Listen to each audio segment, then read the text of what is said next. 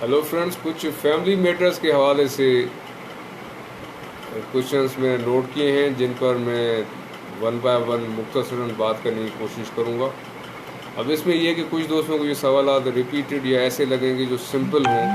But the thing is کہ جو old members ہیں یا جنہوں نے آلریڈی یہ چیزیں سنی ہوئی ہیں، جن کو نالج ہے، تو ان کے لیے تو یہ آسان بیسک یا وہ چیزیں ہیں جو پہلے میں جس پہ کافی بار بات کر چکا ہوں۔ لیکن جو نیو ممبرس آتے ہیں جنہوں نے اولڈ ویڈیوز نہیں دیکھی یا تو وہ ویڈیوز یہاں میرے پیج پہ ابھی اویلیبل نہیں ہیں، ڈیلیٹ ہو گئی، ریموو کر کے میں نے یوٹیوب پہ ٹرانسفر کر دی ہیں، یا پھر اب یہ ہر کسی کے لیے پاسبل نہیں ہے کہ پورے پیج کی ساری ویڈیوز وہ دیکھیں۔ جو نیو ممبرس آتے ہیں تو ہر ممبر، کیونکہ یہاں پہ میرے اس پیج پہ، فیس بک پیج پہ مور دین 54,000 فالوورس ہیں، دوست ہیں، تو وہ سب ظاہر ہے جب یہاں پہ اس پیج پہ آتے ہیں یا کوئی نیو ممبر جوائن کرتے ہیں تو وہ اپنے یعنی جو ان کے سوالات ہیں وہ جن ایشوز کے بارے میں جاننا چاہتے ہیں اس پر وہ سب سے پہلے بات کرنا چاہیں گے، جاننا چاہیں گے، تو اس لیے وہ ریلیونٹلی اپنے حساب سے سوالات کرتے ہیں۔ اس پر میں بات کروں گا۔ پہلا ہے فیملی سوٹس کے حوالے سے کہ جو فیملی کے میٹرز ہیں، اب یہ ایک بڑا بنیادی سوال ہے جو آپ موسٹلی جو دوست ہیں اس پیج پہ جانتے ہوں گے، تو لیکن یہ کہ نیو ہیں ممبر، کہ فیملی سوٹس کس طرح کی کورٹس میں جاتے ہیں اور پارٹیز کو وہاں پہ کیسے وہاں پہ لکھا جاتا ہے، اور ساتھ ساتھ اسپیشلی کھلا کے کیسز کے بارے میں، یعنی نکاح کیسے ختم کیا جا سکتا ہے اس طرح سے۔ تو دوستوں، میں بالکل یہ بنیادی سوال ہے جس کے جواب میں یہ کہوں گا کہ فیملی کورٹس بنی ہوئی ہیں under western Pakistan family laws کے تحت، اسلامک جورسپروڈنس کے تحت۔ یہ وہ سارے قوانین ہیں جو قرآن و سنت کی روشنی میں بنائے گئے ہیں، اور کوئی بھی ایسا قانون نہیں ہے جو کہ متصادم ہو قرآن اور سنت کی تعلیمات سے۔ تو انہی فیملی لاز کے تحت فیملی کورٹس بنی ہوئی ہیں۔ فیملی کورٹس کے لیے یہ ہے کہ ابھی تک ایسا کچھ نہیں ہے کہ family court is a different court. وہ جو آلریڈی ایک ڈسٹرکٹ کورٹ سسٹم ہے، اس کے اندر جو سینئر سول جج یا سول جج ہوتے ہیں، ان کے پاس یہ جورسڈکشن ہے فیملی جج کی حیثیت سے، وہ فیملی کیسز سنتے ہیں۔ اب فیملی سوٹ جو بھی کورٹ میں جاتا ہے، ان میں پارٹیز کے جو ہیں، جو کیس داخل کرتا ہے کسی کے خلاف، وہ پلینٹو یعنی دعوے دار، اور دوسرا ہوتا ہے جو کہ ڈیفینڈنٹ، یعنی جس کے خلاف کیس داخل ہو وہ ڈیفینڈنٹ۔ اور اگر کسٹڈی آف چلڈرن کی بات آئے تو اس میں جو بچوں کی بھی ایز پارٹیز ایڈ کیا جاتا ہے، وہ مائنر چلڈرن کے نام پہ ہوتے ہیں ان کا۔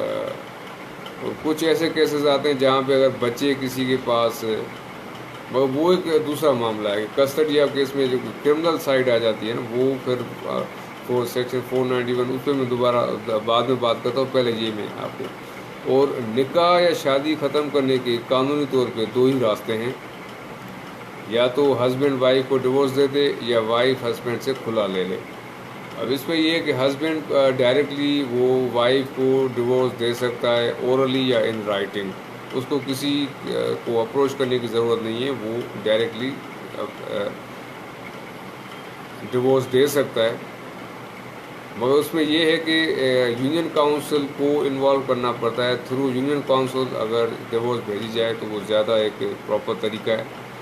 لیکن اگر ہسبینڈ کو ڈیورس چاہیے، طلاق چاہیے، نکاح ختم کرنا میرج کو ڈیزالو کرنا چاہتی ہیں، تو ان کے لیے یہ ہے کہ وہ فیملی کورٹ میں سوٹ فار کھلا، suit for resolution of marriage by way of کھلا، یعنی ان کو کورٹ میں کیس کر کے کورٹ سے کھلا ملے گی۔ اور جب کھلا ایک بار گرانٹ ہو جاتی ہے تو اس کے بعد بھی بیوی کو، عورت کو، خاتون کو عدت کا ٹائم پیریڈ گزارنا پڑتا ہے۔ یعنی عدت کی شرط پھر دونوں صورتوں میں ہے، چاہے ہسبینڈ نے طلاق دی ہو، چاہے کورٹ سے کھلا ملی ہو، دونوں صورتوں میں عدت گزارنی ہوتی ہے۔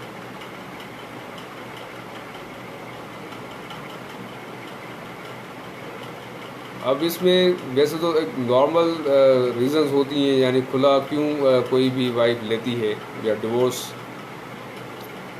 لیکن اس میں کچھ ایسے بھی گراؤنڈس ہیں یا پوائنٹس ہیں جو کہ عام طور پہ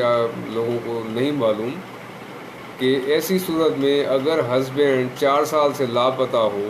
یعنی بیوی کو پتہ ہی نہیں ہسبینڈ کے ویئر اباؤٹس کا کہ وہ کہاں ہے، تو اس صورت میں جب 4 سال کا ٹائم گزر جائے تو بھی وائف کو یہ حق ہوا ہے کہ وہ اس گراؤنڈ پہ کہ میرا ہسبینڈ پچھلے 4 سال سے لاپتہ ہے، لہذا مجھے کھلا دی جائے. یہی ایک کافی ہوتا ہے، یعنی یہ اس ایک جملے پہ بھی کھلا مل سکتی ہے کہ اگر 4 سال سے ہسبینڈ لاپتہ ہے. دوسرا اس پہ پوائنٹ یہ ہے کہ اگر ہسبینڈ وائف کو اگنور کرتا ہو، نگلیکٹ کرتا ہو اور اس کو پراپرلی مینٹیننس نفقہ نہ دیتا ہو، صرف یہ اکیلی واحد وجہ کافی ہے کھلا لینے کے لیے.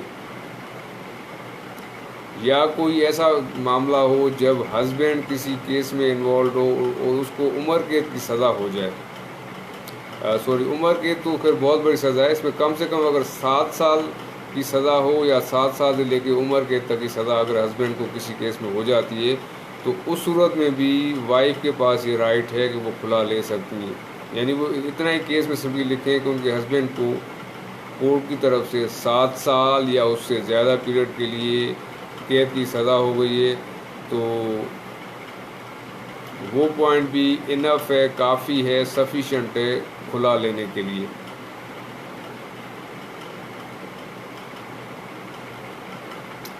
یا ایک دوسری پوائنٹ ہے کہ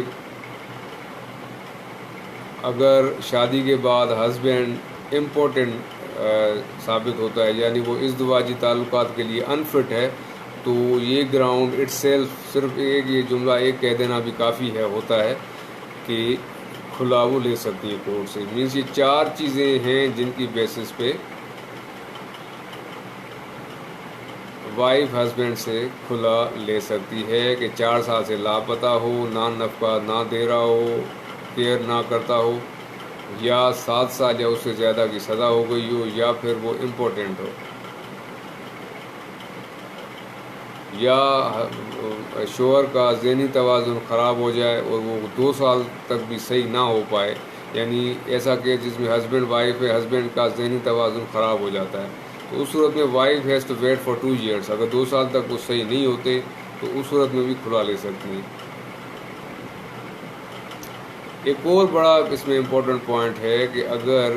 کسی لڑکی کی شادی مائنر ایج میں کر دی گئی ہو، اب قانون کے اندر جو مائنر ایج ہے وہ انڈر دی ایج آف 17 ہے. اگر کسی کی شادی انڈر دی ایج آف 18 سال سے کم عمر لڑکی کی شادی ہوئی ہے اس کی مرضی کے خلاف، تو بھی یہ کافی گراؤنڈ ہے کہ at the time of marriage میں مائنر تھی، آئی واز انڈر ایج، اس صورت میں بھی کھلا مل جاتی ہے. باقی پھر وہی ہے نارمل گراؤنڈس ہیں جو عام طور پہ پریکٹس میں ہیں کہ ہسبینڈ ظلم کرتا ہو، تشدد کرتا ہو، اس کا چال چلن یا رہن سہن ٹھیک نہ ہو،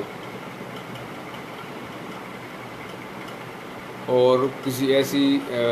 بیماری میں ہو جو کہ کافی سنگین نوعیت کی ہو. یعنی ان معاملات میں تو نارملی کیسز آتے ہیں کورٹس میں. اس سے پہلے جو میں نے گراؤنڈس کی بات کی وہ گراؤنڈس ہیں جو کہ موسٹلی اتنے کامنلی یوز نہیں ہوتے، بٹ ریئرلی ایسا جب وہ معاملات ہوں تو ایون اس طرح کے بھی کیس آتے ہیں کہ وائف کورٹ میں کیس فائل کرتی ہیں کہ ہسبینڈ ان کو مذہبی یعنی اسلامی جو تعلیمات ہے یا اسلامک اوبلیگیشنز ہے جس پر مذہب کی جو ذمہ داریاں ہیں، جیسے عبادت کرنا، اسی کے اکارڈنگلی ڈریسنگ کرنا، لباس، رہائش، عبادت، ان چیزوں میں اگر وہ اسلامک ویلیوز کے اکارڈنگلی نہ رہنے دے ہسبینڈ وائف کو، اور اس کو اگر فورس کرے کہ وہ ذرا دوسرے قسم کا لائف اسٹائل اپنائے، تو ایسی کنڈیشنز میں بھی وائف آتی ہیں کورٹس میں آ کے کیس فائل کرتی ہیں اور ان کو یہ کھلا گرانٹ ہو جاتی ہے.